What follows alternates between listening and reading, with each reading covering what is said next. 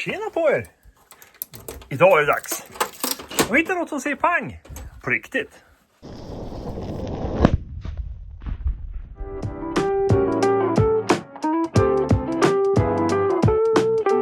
Och vad tusan är detta då, undrar ni? Jo, det ska jag förklara för er. Det här är en del av en härlig svensk fyrverkerihistoria. Det här är knallbomb 60 som ni ser och det är tillverkat av C. Oskarssons Pyrotekniska. Jag har sökt lite på namnet på bolaget och vad jag vet så var de verksamma på 80-90-talet i Åkers styckebruk. Och jag tror att det fanns flera svenska små företag som pysslade med egen tillverkning av fyrverkerier under den tiden. Och de försvann när CE-märkningen och EU-lagstiftningen kom. Det här tror jag tagligen är en salut. En luftsalut. Det ser ut att vara en kaliber 60 som det står också. 35 gram satsvikt är säkert både med liftladdning och saluten. Jag tänkte skjuta den på marken för att jag vill se att det funkar. Gamla saker ska man ha lite koll på. Och ni ska få följa med förstås. Så nu tar vi och provar lite svensk fyrverkerikultur på riktigt. Det första vi ska göra dock, hörni, det är att sätta en ny stubin på det här. För det här är snabbstubin. Och ni som inte riktigt vet vad det är då, så är det en väldigt snabb stubin som brinner 20 meter per sekund kanske. Och den används för att förflytta lågan mellan en tändmärla eller en viskostubin till att lyfta själva satsen och tända krutladdningen i botten. Det här ska man ha griskoll på när man håller på med fyrverkerier. För att skulle jag tända eld på den här, då smäller den i handen på mig på en gång. Så vi ska fixa lite visko. Vi kan tända den här säkert. När vi ändå pratar om gamla stubiner och fyrverkerikunskap så kan jag faktiskt visa skillnaden mellan snabbstubin och vanlig visko eller säkerhetsstubin eller vad man ska säga. Det här är visko som sitter på konsumentfyrverkerier då. Och här som sagt den här konstiga stubinen på den där då hittar jag en annan eller ungefär lika konstig snabbstubin.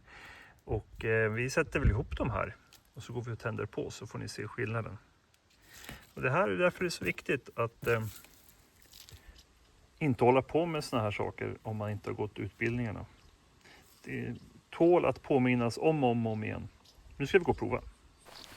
Som tur var regnade det lite i natt.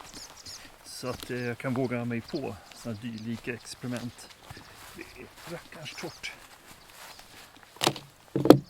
Tillbaka till min lilla labbbänk. Okej, nu har vi en bit viskostubin här då. Som kommer att brinna in ungefär 1 cm per sekund. Och sen har vi en bit snabbstubin. Och så får ni se hur fort det går. Som sagt. Ser som en varning tycker jag. Kör vi på den här. Så är det.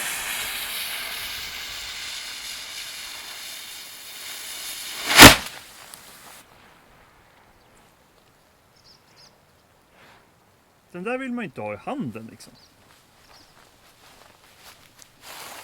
Nu går vi och hämtar stora bomben. Praktiskt med skyddshjälm. Kan man bära bomber i när man har slut på händer. Man släpar runt på prylar och kameror. Ska vi gå ner här en bit på åker. Vet ni vad det bästa är med Jämtlandsfjällen? Det finns inga fästingar.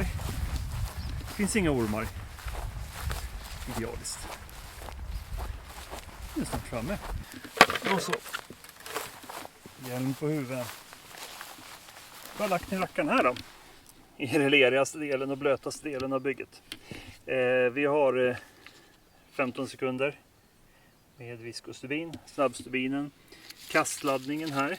Som kommer att tända. Den kommer att fuffa till och bli rök. Och sen ungefär någon sekund förhoppningsvis. 2 sekunder kanske innan själva saluten tänder.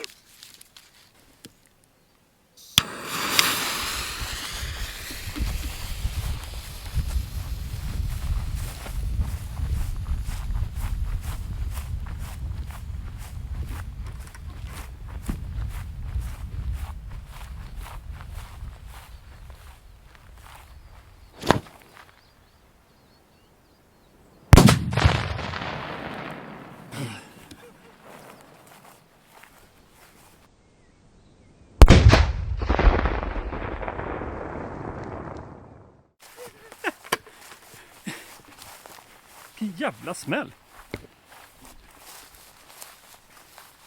Sverige kan. Även fast de är 40 år gamla. Grymt trevligt. Se om du fångade något kul på bilder, grabben.